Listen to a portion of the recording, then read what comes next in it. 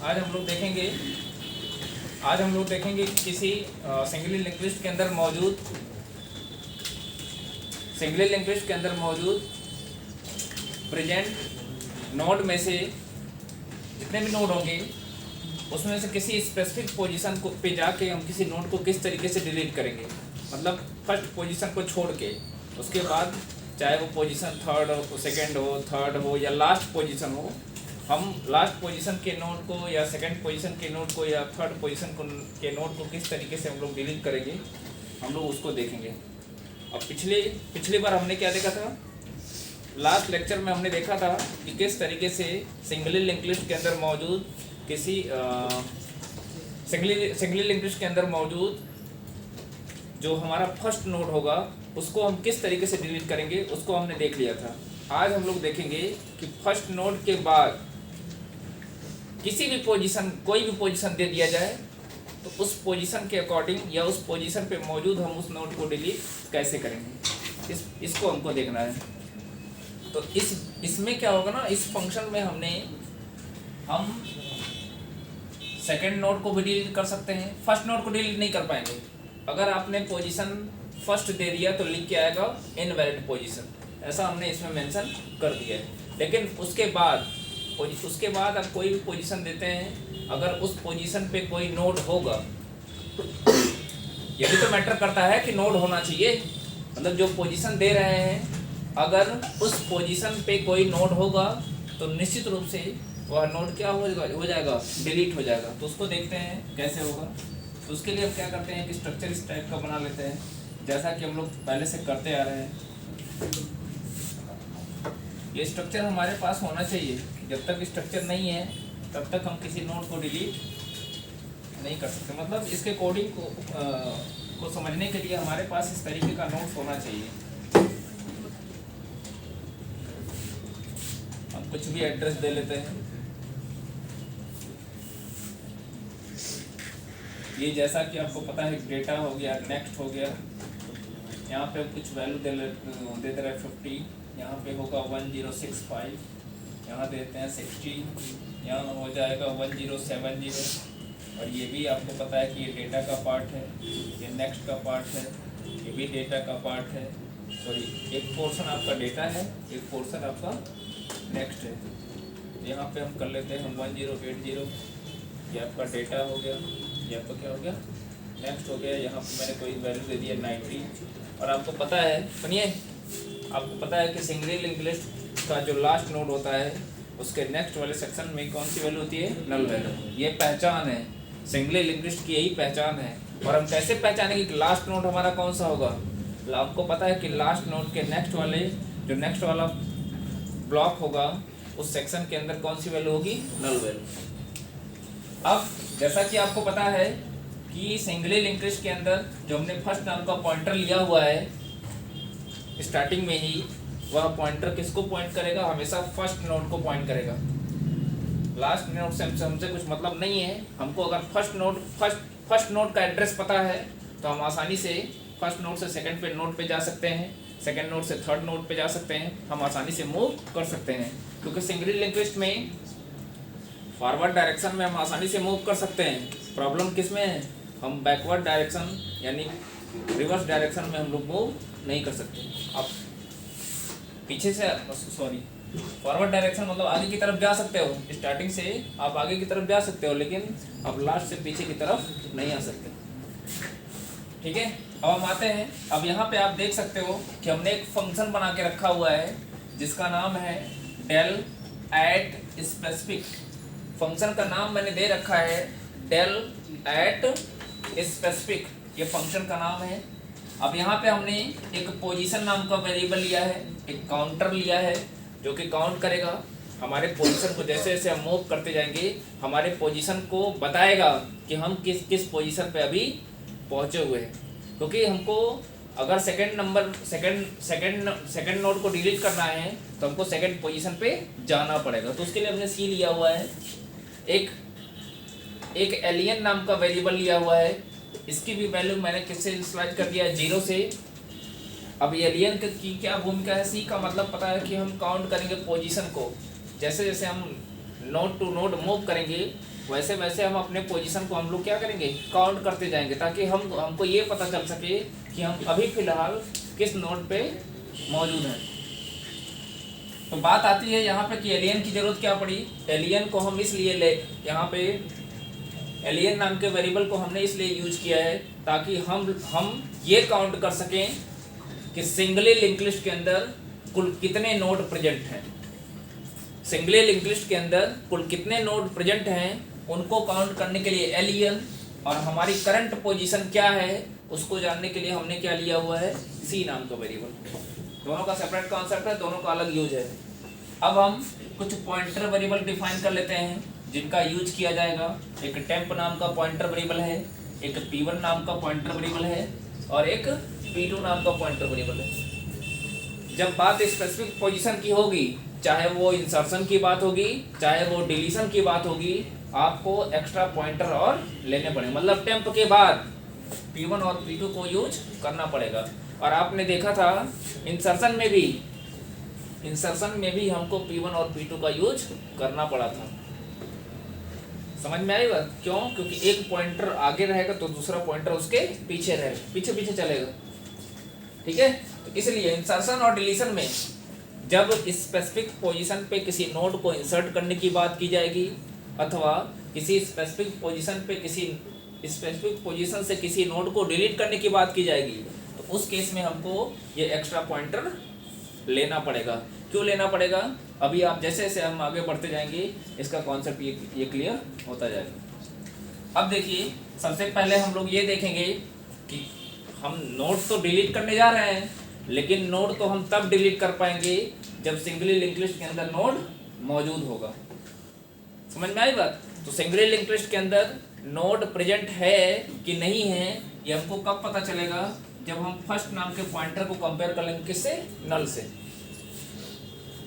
अगर फर्स्ट में नल होगा तो मतलब सिंगली लिंक लिस्ट में अभी फिलहाल कोई नोड प्रेजेंट नहीं है। तो जब नोड प्रेजेंट नहीं होगा तो हम किसी प्रकार का ऑपरेशन परफॉर्म नहीं कर सकते। तो अब आप यहाँ पे देख सकते हो, अगर इन केस फर्स्ट के अंदर नल होगा तो नल के इक्वल हो जाएगा, प्रेजेंट करेगा no node present to be deleted. बात समझ में आई? तो क्या डिस्प्ले कर देगा? कोई ऐसा नोड नहीं है जिसको हमको डिलीट करना है। हालांकि हमने एग्जाम्पल के तौर पे कुछ नोड पहले से बना के रख दिया है। एग्जाम्पल के तौर पे हमने ऑलरेडी नोड्स क्रिएट करके रखा हुआ है और ये सारे के सारे नोड्स आपके सामने हैं। ठीक है, तो जब हमारे पास नोड हैं तो उस केस में जो फर्स्ट नाम का पॉइंटर होगा उसमें नल वैल्यू नहीं होगी। तो नल वैल्यू नहीं होगी तो होगा क्या? फर्स्ट नोड का एड्रेस। अगर हमने नोड क्रिएट किया हुआ है सिंगली लिंक लिस्ट के अंदर तो उस केस में फर्स्ट के अंदर कभी भी नल नहीं होगा तो होगा क्या? फर्स्ट नोड का एड्रेस। इस डायग्राम को अगर हम कंसीडर करके चल रहे हैं तो इस डायग्राम को अगर देखा जाए तो इस डायग्राम के अंदर जो फर्स्ट नोड है उसका एड्रेस कितना है? 1040 इसका एड्रेस है। अगर तो इसका मतलब ये हो गया कि फर्स्ट की वैल्यू कितनी है? 1040। जब फर्स्ट नाम के पॉइंटर की वैल्यू 1040 है यानी ये कंडीशन क्या हो जाएगी? फॉल्स। क्योंकि हमारे पास नोड हैं इसलिए हम नोड को डिलीट भी कर सकते हैं। तो जब फर्स्ट के अंदर 1040 हो गया जो कि नल के इक्वल नहीं है, कंडीशन होगी फॉल्स, तो सीधे एल्स पे आएगा। तो क्या होगा? देखिए यहाँ पे ध्यान से, फर्स्ट नाम के पॉइंटर की वैल्यू को मैंने किसको दे दिया? टेम्प को। फर्स्ट कहने का मतलब 1040, फर्स्ट कहने का मतलब 1040 की वैल्यू किस में चली गई? टेम्प में। यानी टेम्प हमारा कहाँ आ गया? वहाँ पे आ गया जहाँ पे फर्स्ट था। फिर वही वैल्यू हमने किसको दे दिया? P1 को। यानी P1 भी हमारा कहाँ आ गया? यहीं पे आ गया। फिर वही वैल्यू हमने किसको दे दिया? P2 को। यानी P2 भी हमारा कहाँ आ गया? यानी फर्स्ट नोड एक ऐसा है जहाँ पे हमने सारे पॉइंटर को ले आके वहाँ पे बैठा दिया है। सारे पॉइंटर वहीं पे हैं। ठीक है, अब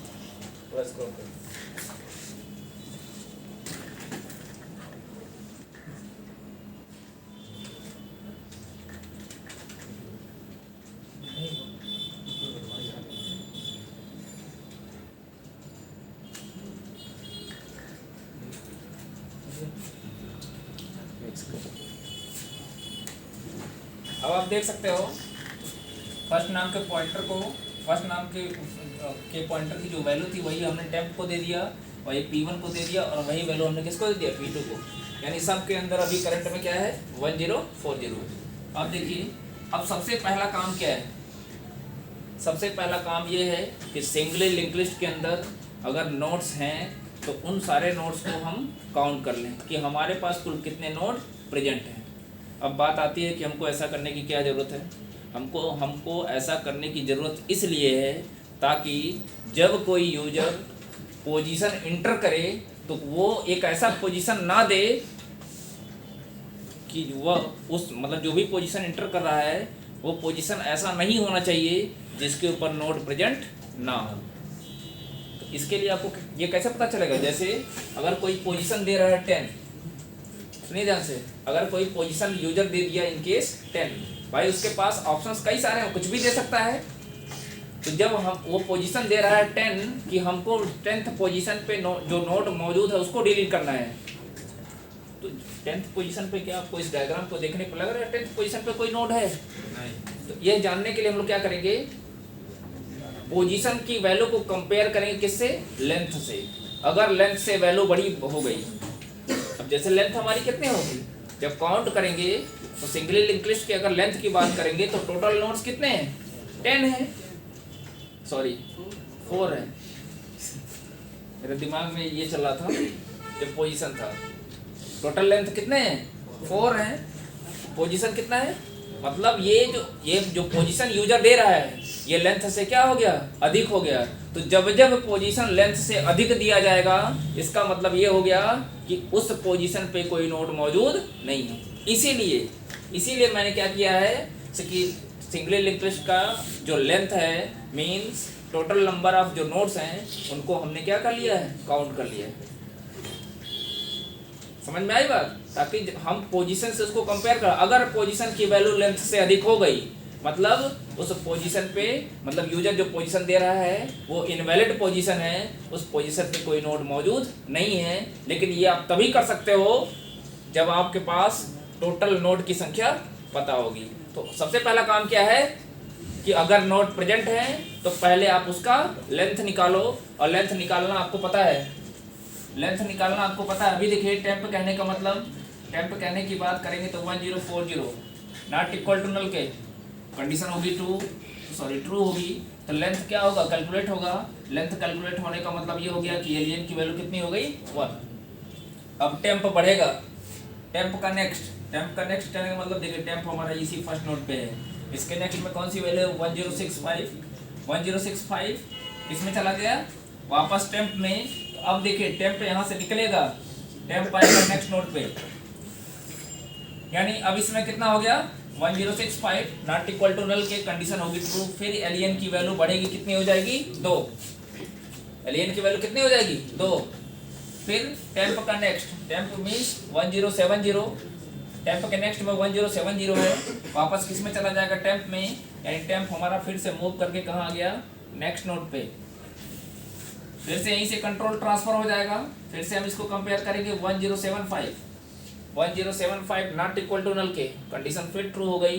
फिर एलियन की वैल्यू इंक्रीमेंट करेगा, तो एलियन में कितना हो जाएगा, 3। फिर टेम्प का नेक्स्ट, अब टेम्प कहने का मतलब 1070, और जब टेम्प के नेक्स्ट की बात करेंगे तो 1080 चला गया किस में, टेम्प में। यानी टेम्प हमारा मूव करके कहाँ आ गया, 1080 पे। फिर से जाएगा, चेक करेगा 1080 नॉट इक्वल टू नल के कंडीशन होगी ट्रू होगी। फिर एलियन की वैल्यू बढ़ेगी, एलियन में कितना आ गया, 4।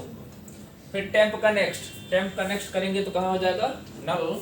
टेम्प जैसे यहाँ नल आएगा ये कंडीशन क्या होगी, फॉल्स होगी तो लूप की बॉडी से बाहर। अब जब हमको पता चल गया लेंथ की वैल्यू कितनी आई, 4, यानी सिंगली लिंक लिस्ट के अंदर प्रेजेंट जो टोटल नोड्स हैं उनकी संख्या कितनी है, 4 है। अब हम क्या करेंगे, अब पोजीशन देंगे। कौन सा पोजीशन, वह पोजीशन देंगे जिस पोजीशन के नोड को हमको क्या करना है, डिलीट करना है। तो पोजीशन हम दे देते हैं। अब पोजीशन हम पहले मान लेते हैं, पोजीशन हमने कितना दे दिया, 1। ध्यान से समझिएगा हमारी बात को, जबकि वास्तविकता क्या है कि फर्स्ट नोड को हमको डिलीट नहीं करना है, क्योंकि फर्स्ट नोड को हमको डिलीट करने के लिए हम ऑलरेडी एक फंक्शन बना चुके हैं कि किसी एक ऐसा नोड जो किसी सिंगल लिंक के बिगिनिंग पे प्रेजेंट है उसको किस तरीके से डिलीट करेंगे, इसको हम ऑलरेडी, इसके लिए हमने ऑलरेडी फंक्शन बना के रखा हुआ है। तो हमको फर्स्ट नोड को इस फंक्शन में फर्स्ट नोड को हमको डिलीट नहीं करना है। तो अगर इन केस कोई यूजर पोजीशन में 1 दे भी दे रहा है तो वो इनवैलिड पोजीशन माना जाएगा। क्यों? क्योंकि हम ऑलरेडी उस ऑपरेशन के लिए अलग फंक्शन बना के रखे हुए हैं। अगर वो फर्स्ट नोड को डिलीट करना चाहता है तो डेल एट फर्स्ट फंक्शन नाम का जो हमने बना के रखा हुआ है, फर्स्ट नोड को डिलीट करने के लिए जो फंक्शन हमने बना के रखा हुआ है उस फंक्शन को कॉल कर ले, उसको चूज कर ले चॉइस में, तो फिर आसानी से वहाँ से फर्स्ट नोड को डिलीट कर सकता है। अब थोड़ी देर के लिए मैं मान लेता हूँ कि अगर इन केस यूजर ने बाय मिस्टेक या जानबूझ के पोजीशन की वैल्यू कितना दे दिया 1। अब ध्यान से समझिएगा, यहाँ पे पोजीशन क्या है, पोजीशन की वैल्यू 1 हो गई, लेंथ की वैल्यू कितनी है 4, 1 is less or equal to 4 के, कंडीशन होगी ट्रू। लेकिन मैंने एंड लगा के यहाँ पे ये भी शर्त रख दिया है।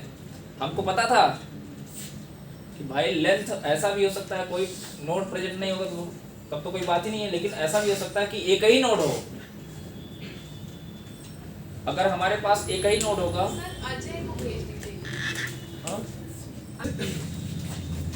हम बात कर रहे थे पोजीशन की, सुनिए, अगर पोजीशन हमने 1 दे दिया तो उस केस में होगा क्या, लेंथ में जैसा कि आप जानते हो कि लेंथ में कितना होगा, लेंथ में 4 होगा, 1 is less or equal to 4 के, कंडीशन होगी ट्रू।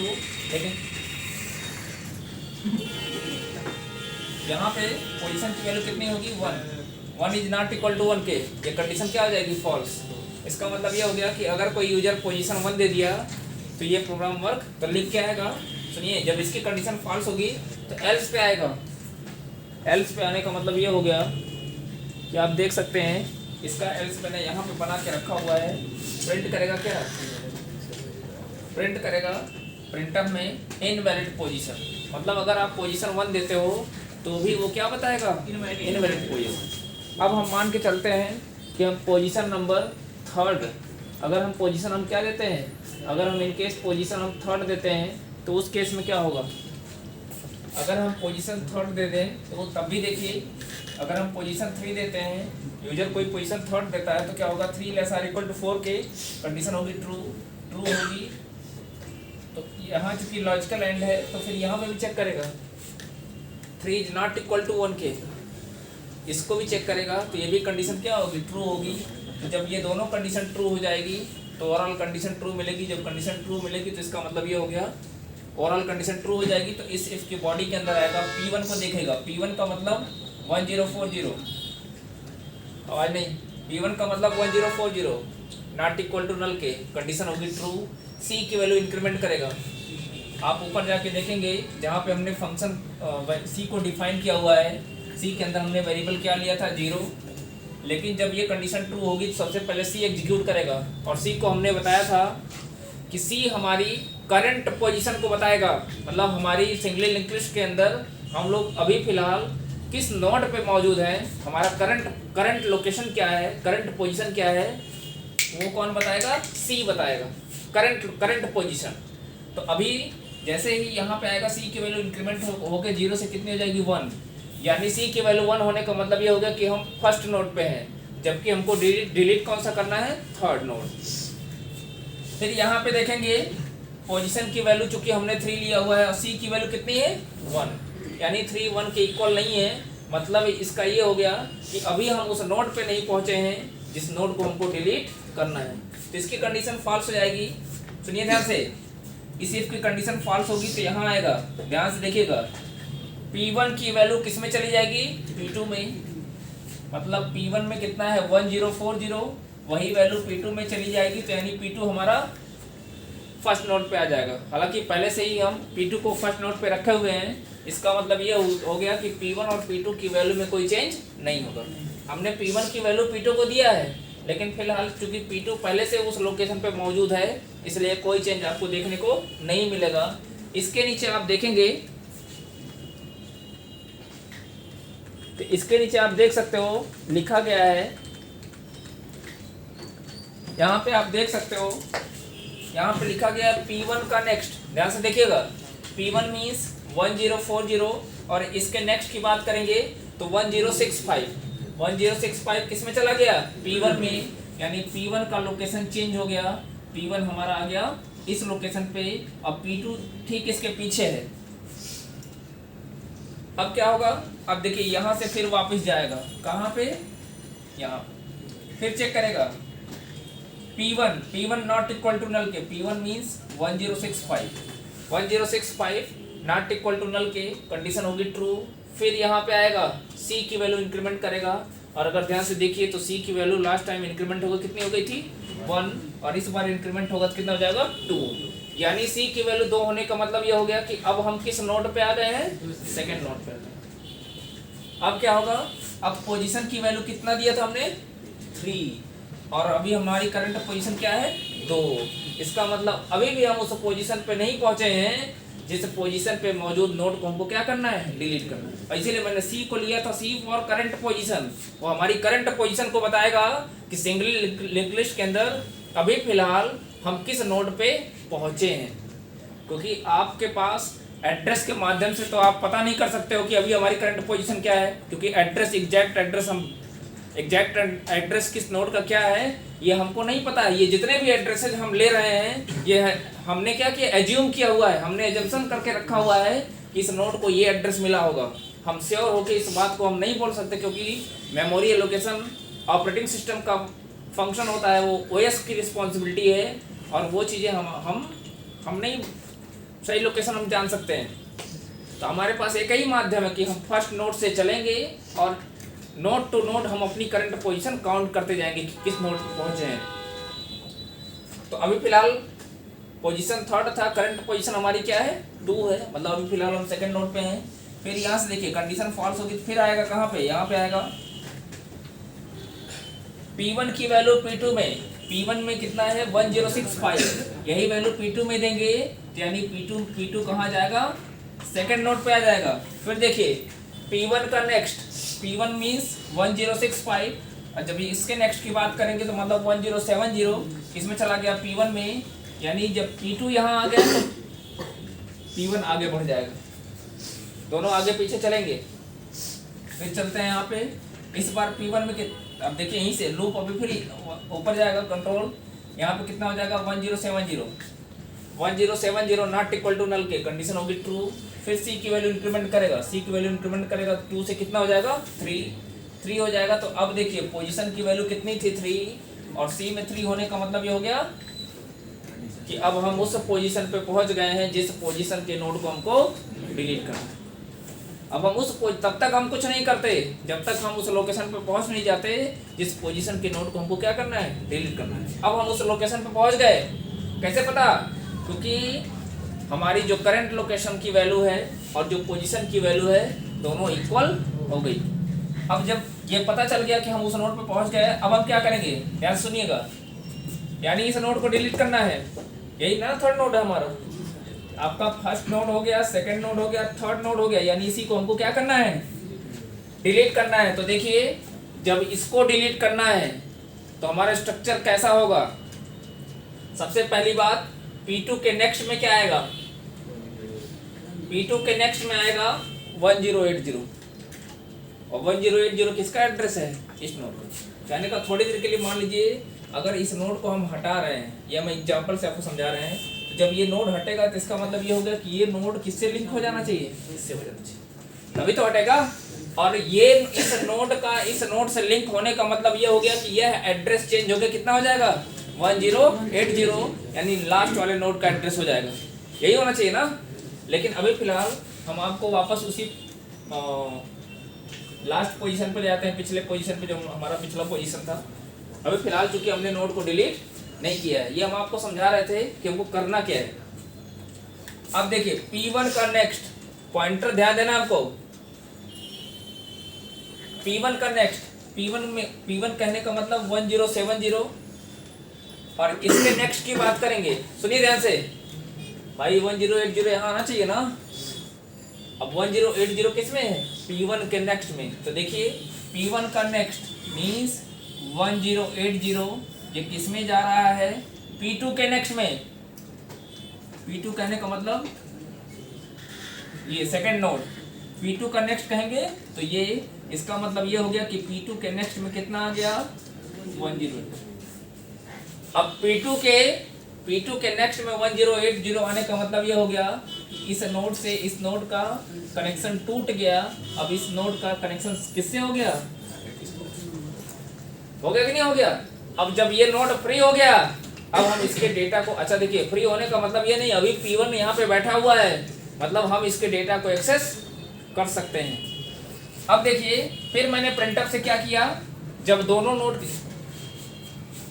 इस नोड और इस नोड के बीच के कनेक्शन को हमने क्या कर दिया, ब्रेक कर दिया, और इसके बीच कनेक्शन को हमने क्या कर दिया, ब्रेक कर दिया।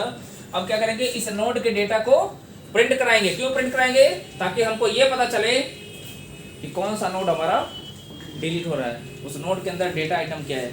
तो हम क्या करते हैं, डिलीट करने से पहले उस नोड के अंदर जो मौजूद डेटा होगा उसको हम क्या करा देंगे, प्रिंट करा देंगे। तो वही मान लीजिए deleted data item is equal to, मतलब ये मैसेज प्रिंट करेगा, उसके बाद उसकी वैल्यू P1 का डेटा, P1 का मतलब 1070। अब इसके डेटा की बात करेंगे तो इसका मतलब क्या प्रिंट करेगा, 70 प्रिंट करेगा। P1 का डेटा, P1 कहने का मतलब 1070। इसके डेटा की बात करेंगे तो इसके दो पोर्शन है, एक डेटा का पार्ट है, एक नेक्स्ट का पार्ट है। ये हम इरेज हो गया था।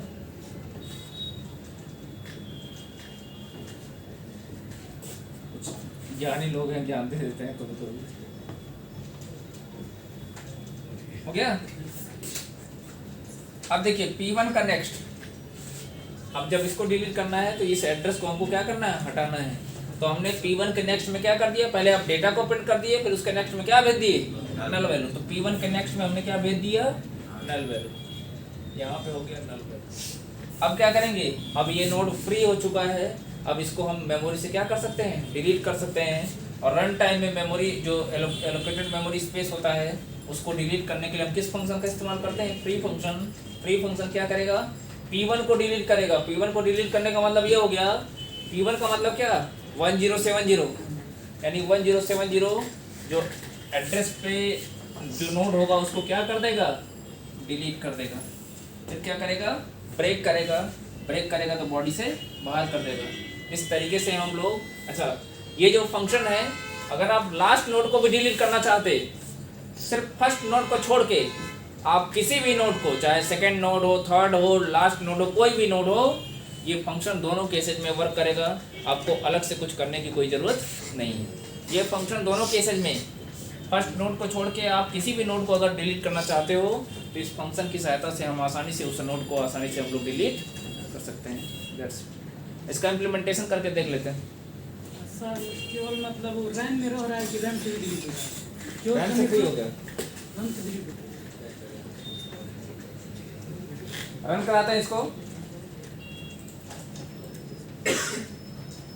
देखिए हमारे पास कुछ इस तरीके से मेनू दिख गया कि क्या क्या ऑपरेशन परफॉर्म कर सकते हैं, क्रिएट कर सकते हैं, डिस्प्ले कर सकते हैं, एग्जिट कर सकते हैं। इसके पहले हम आपको कुछ चीज़ें और दिखाते हैं कि आप देख सकते हैं कि हमने जो फंक्शन डिफाइन किया है, फंक्शन का नाम क्या था, डेल एट स्पेसिफिक। ये चीज़ मैंने आपको पहले ही बता दिया था।